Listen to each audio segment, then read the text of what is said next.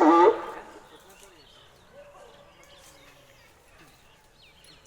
यहाँ बुद्ध जयंती पर आए डॉक्टर महबूब आलम अंसारी जी, भारतीय मूविंग फ्रंट के जो अध्यक्ष हैं, और उपस्थित इस कुरकुरी गांव के माताएं, बहनें, भाइयों, नौजवान साथियों,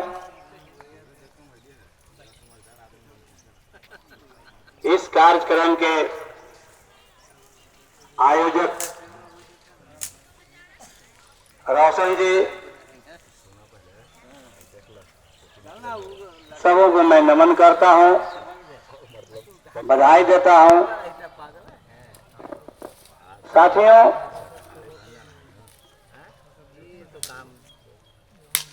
इस भारतवर्ष से, जैसा कि अध्यक्ष जी आपको बताए, बुद्ध का नामो निशान मिट गया था।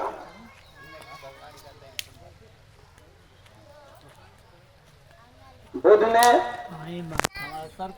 जो विचार दिया, बड़ा उत्तम प्रवचन दिए हैं, इनको पानी पिलाइए। बुद्ध ने 84,000 जो अपना उपदेश दिया, यह विचार इतना कल्याणकारी विचार था कि इस धरती के शासक जो आज तक वैसा शासक नहीं हुआ, सम्राट अशोक, जिन्होंने आज का भारत और उस समय का भारत, बहुत विस्तार था, अफगानिस्तान से लेकर के बांग्लादेश वगैरह जो था सब इसी में था। लेकिन कलिंग युद्ध जीतने के बाद सम्राट अशोक ने जो रक्तपात उस समय देखा, उससे उनका हृदय विचलित हो गया, और हृदय विचलित होने के बाद अपना हथियार नहीं उठाने का संकल्प लिया कि जब इस धरती पर मानव रहेंगे ही नहीं तो हम राज्य शासन किस पर करेंगे।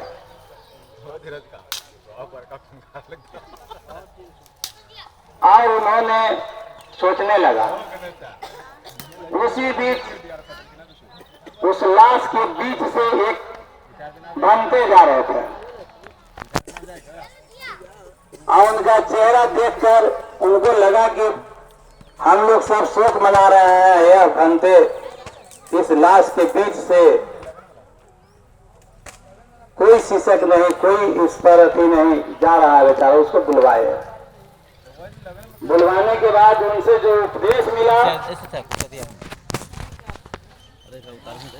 तो बुद्ध के ज्ञान प्राप्त करने के लिए उन्होंने उतावल हुआ, और बुद्ध का ज्ञान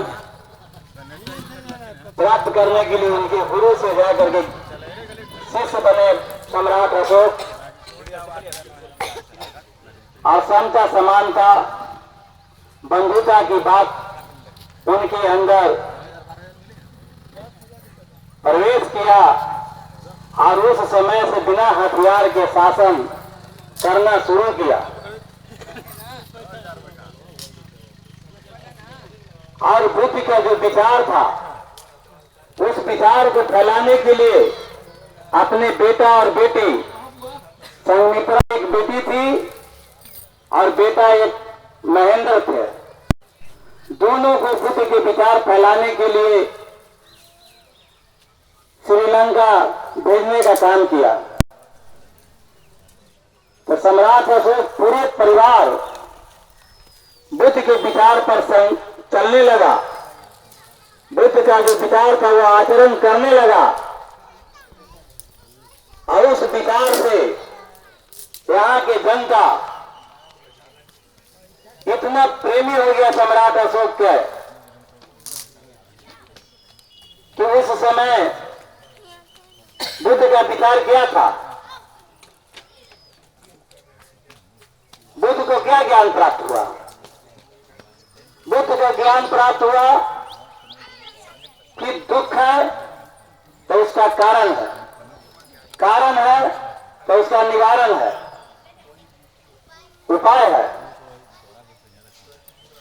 बुद्ध ने लोगों को त्रिशरण दिया। बुद्धं शरणं गच्छामि, धम्मं शरणं गच्छामि, संघं शरणं गच्छामि। बुद्ध ने कहा कि बुद्ध के शरण में नहीं, बुद्धि के शरण में जाओ, धम्म के शरण में जाओ। धम्म कैसा? जो वर्तमान, भूत और भविष्य तीनों में नहीं बदले, वैसा धम्म के शरण में जाओ।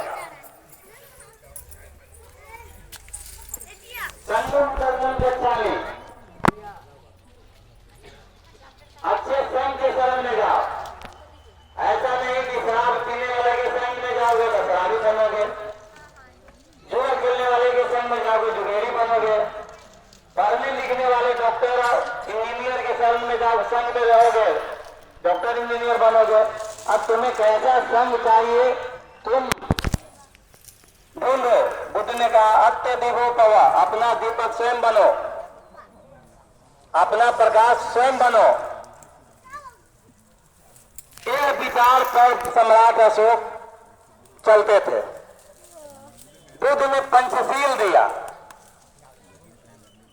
कि हर व्यक्ति त्रिशरण के बाद पंचशील का पालन करे। पंचशील क्या था? कि पानातिपाता बेरमणि सिक्खापदं समादयामि।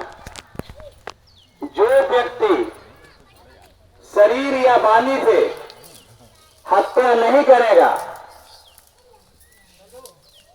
वह सुखी रहेगा। शरीर या वाणी से अकारण हत्या न करे, माने कारण हो तो हत्या तो करना पड़ेगा, लेकिन बिना कारण हत्या नहीं करना है। पहला उद्देश्य उन्होंने दिया। दूसरा उपदेश दिया कि अतिन्य दाना बेरमणि सिक्खापदं समादयामि, बने बिना मांगे हुए कोई भी वस्तु आप मत लीजिए। आज इसका पालन करीब 99% कर रहे हैं, और नहीं तो किसान अपना पूरा कमाई, पूरा पूंजी खेत में छोड़ करके चले जाते हैं घर पर, और उनका सुरक्षित रहता है। तो यह भारत में अभी है। तो बिना मांगे हुए कोई वस्तु नहीं लेना चाहिए, यानी चोरी नहीं करना चाहिए। तीसरा उपदेश उन्होंने दिया कि कामेशु मिथ्याचारा बेरमणि सिक्खापदं समादयामि, माने इस धरती पर जितने भी माँ बहन हैं, जितनी भी महिलाएं हैं, उसमें एक महिला जो आपकी पत्नी है उसे छोड़ करके आप सभी को या तो मां मानिए या बहन मानिए। जिस तरह से उम्र है, उम्र के हिसाब से मां, बहन, बेटी अगर आप मानते हैं तो आपसे दुष्कर्म नहीं होगा। जब पवित्र रिश्ता आपको लग जाएगा कि ये हमारी बहन है, ये हमारी मां है, तो इस धरती पर न कोई राम रहीम बनेगा और न आसाराम बापू बनेगा। रावण तो झूठे बदनाम हुआ कि सीता के हरण कर लिया, उसके चलते पूरा लंका, मतलब कहानी तो झूठे है, लेकिन बदनाम कर करके जो बदनाम किया उसी के प्रवचन करता आज दुष्कर्म कर रहा है। तो बुद्ध ने तीसरा शील क्या बताया कि कामेशु मिथ्याचारा बेरमणि सिक्खापदं समादयामि। धरती पर जितने भी महिला हैं उसमें एक महिला अगर आपके विवाह हो गया तो एक महिला छोड़ करके बाकी मां और बहन के समान है, मैंने आप संकल्प लीजिए। चौथा बताया कि मूसा वादा वेरमणि सिक्खापदं समादयामि, मैंने आप झूठ मत बोलिए, चुगली मत कीजिए, इससे किसी को हानि हो सकता है। और उस हानि के चलते बाद में आपको भी हानि होगा। तो उन्होंने बोला कि मूसा वादा बेरमनी शिक्षा पदम समाधियानी, आप संकल्प लीजिए कि न झूठ बोलेंगे और न चुगली करेंगे। पांचवा उन्होंने सील पालन करने के लिए बोला कि सूरा मेरे मरिया पद तथाना बेरमनी शिक्षा पदम समाधियानी, मने आज से आप संकल्प लीजिए कि नशा पता जुआ शराब मवाद भोजन मने जो विकाल भोजन है उसे आप मत खाइए। अगर आप नशा पता कीजिएगा तो वहां से बहुत सा दुष्कर्म शुरू होता है। जुआ खेल शुरू कीजिएगा तो उससे बहुत, जुआ शुरू कीजिएगा तो जीतिएगा तो शराब पीजिएगा। मवाद भोजन विकाल भोजन, लोग आजकल कोई जीव जंतु के काट करके खा जाते हैं, सुअर हुआ वगैरह हुआ सब, तो इसे विकाल भोजन मत कीजिए। तो यह त्रिशरण पंचशील उन्होंने सिखाया। सम्राट अशोक उसके राह पर चल दिए और उन्होंने सिखाया कि नमो तस् अरहतो भगवतो सम्मा संबुद्धस्स, मैंने नमन आप उन्हें कीजिए जिनके अंदर से राग द्वेष तृष्णा मिट गया हो। उन्होंने कहा कि दो अति से बचिए, ना अत्यधिक भोजन कीजिए और ना अत्यधिक उपवास रहिए। तो आज कल क्या हो रहा है कि हमारे जो दुश्मन रूपी ब्राह्मणवादी जो संस्था है, उन्होंने दो अति ज्यादा करवा रहे हैं। महिलाओं को 2-2, 3-3 दिन भूखे रखने के लिए पर्व बना दिए हैं। अब उस उपवास से हो क्या रहा है कि महिलाओं में किडनी का शिकायत ज्यादा हो रहा है, किडनी डैमेज का। बुद्ध ने कहा कि दो अति से बचिए, आप ज्यादा उपवास मत रहिए और ज्यादा जो है भोजन का सेवन भी मत कीजिए। उन्होंने कहा कि 4 आर्य सत्य है पृथ्वी पर। ये हम लोगों ने हर घर में स्वास्तिक का चिन्ह बनाते हैं, बुद्ध का दिया हुआ है। महामानव तथागत गौतम बुद्ध का दिया हुआ है। माने मानव में महान, तथागत माने तथ्य के आधार पर, प्रमाण के आधार पर बोलने वाले बुद्ध ने स्वास्तिक का चिन्ह बताया कि 4 आर्य सत्य आपका जीवन में चलते रहेगा। 4 आर्य सत्य क्या है? पहला है कि जन्म लेना और मृत्यु के प्राप्त करना, यह सत्य है। उसके बीच में, जन्म और मृत्यु के बीच में दुख और सुख, यह दुख भी आएगा और सुख भी आएगा।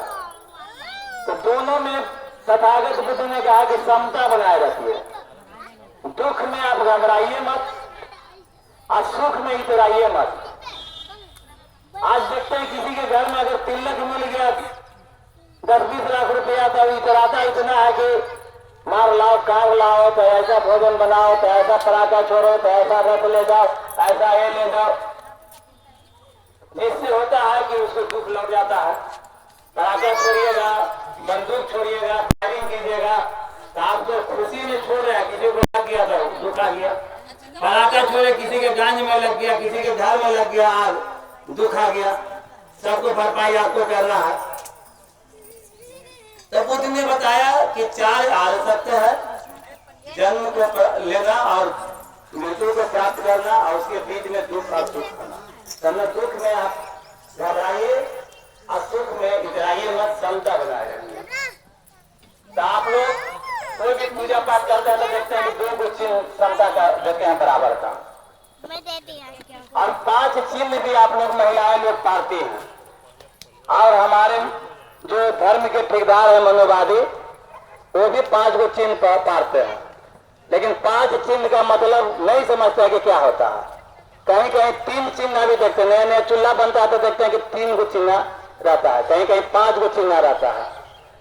तो बुद्ध का त्रिशरण पंचशील यही है।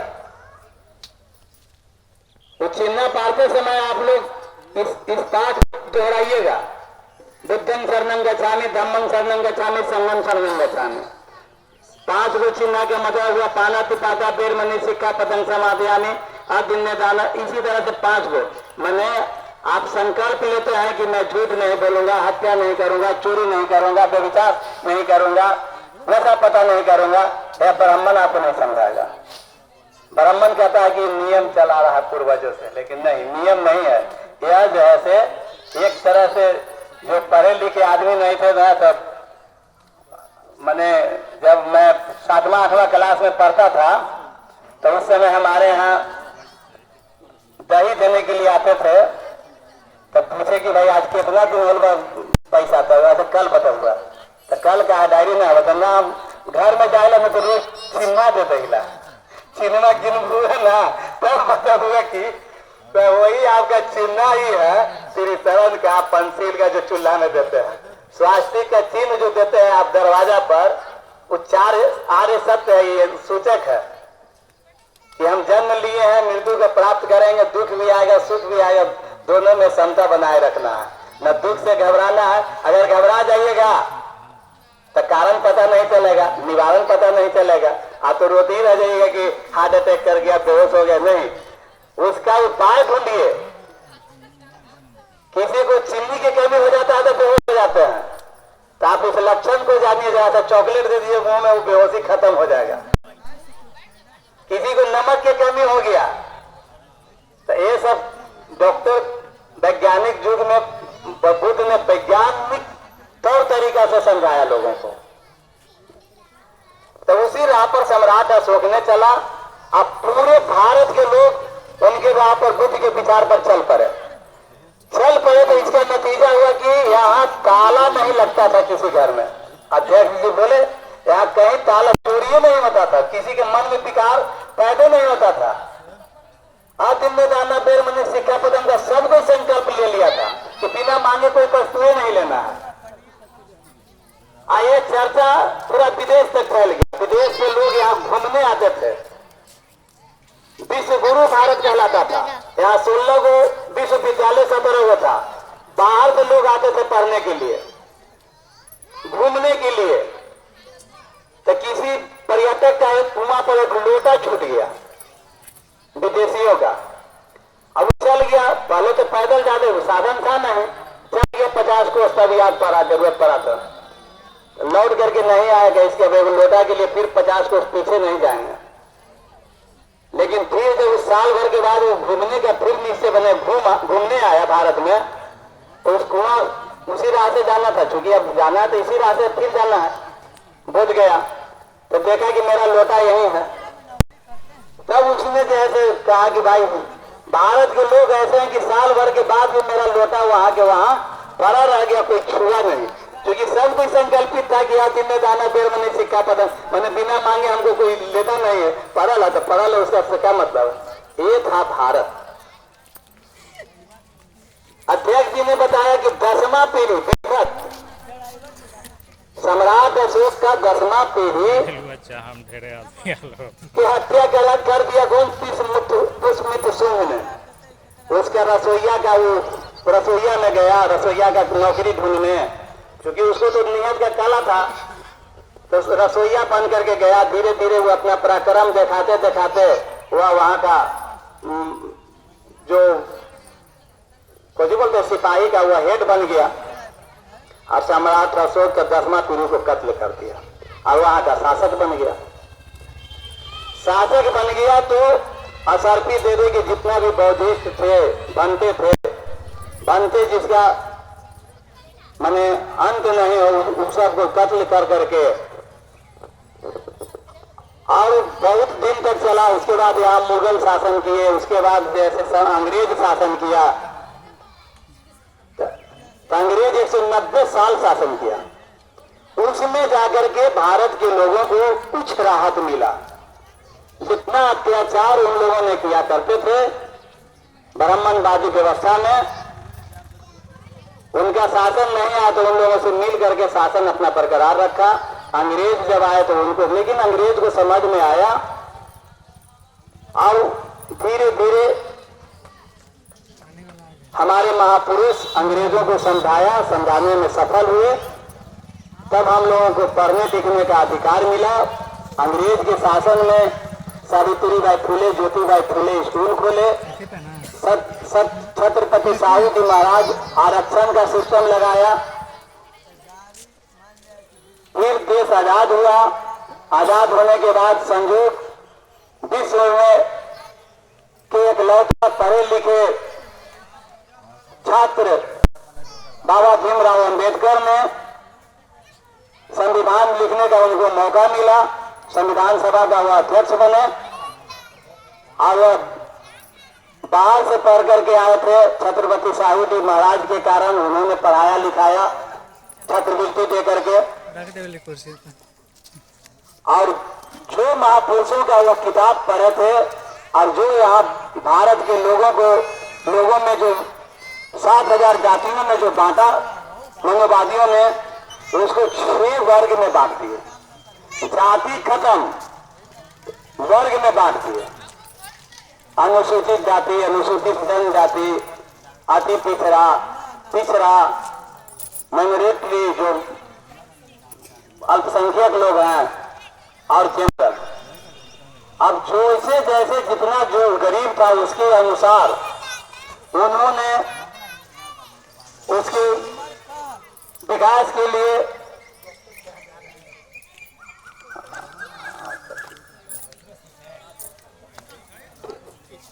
अध्यक्ष जी के कहीं डॉक्टर के यहाँ जाना है, टाइम दिया हुआ है। तो साथियों, 6 वर्ग में बांट करके आज हम लोगों का जो समाज पिछड़ा है उसी हिसाब से आरक्षण मिला।